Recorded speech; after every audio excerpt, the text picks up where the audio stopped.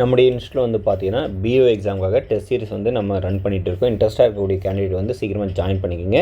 November 26 one day ஒரு ஆஃபராக உங்களுக்கு ₹500 வந்து லெஸ் பண்ணி ₹2500 வந்து நம்ம டெஸ்ட் சீரிஸ் வந்து ஜாயின் பண்ண ஒரு ஆஃபராக வந்து கொடுத்துட்ருக்கோம். இந்த அரிய ஒரு வாய்ப்பு வந்து பயன்படுத்திங்க. ஃபஸ்ட்டு இந்த கொஸ்டின் பாருங்கள் என்ன இருக்குது அப்படின்னு பாருங்கள். In an examination 80% of the students passed in English, 85% வந்து என்ன சொல்லியிருக்காங்க in mathematics and 75% in both அப்படி சொல்லியிருக்காங்க.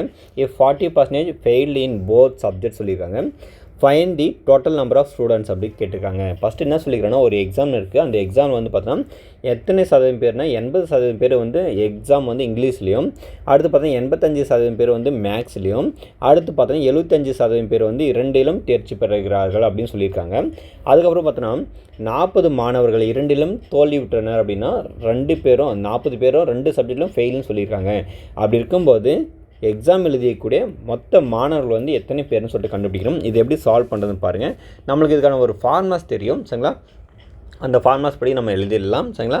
இப்போது இங்கே இந்த இடத்துலன்னு பார்த்தோன்னா மொத்தம் இங்கே 80% பேர் வந்து இங்கிலீஷில் வந்து பாஸ் பண்ணியிருக்காங்க. அப்போ இதுக்கான ஃபார்மாஸ் வந்து பார்த்தோன்னா P of A union B equal to P of A plus P of B minus P of A intersection B.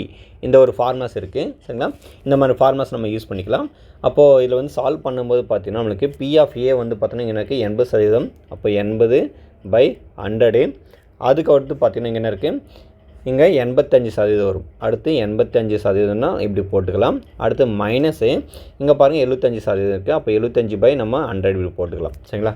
அடுத்து வந்து பார்த்திங்கன்னா இதை ஃபர்தராக சால்வ் பண்ணால் இந்த 85லேருந்து 75 போச்சுன்னா 10 வரும். அப்போ 10ஓட இதை ஆட் பண்ணால் நம்மளுக்கு 90 ஆகிடும் சரிங்களா. அப்போ 90/100.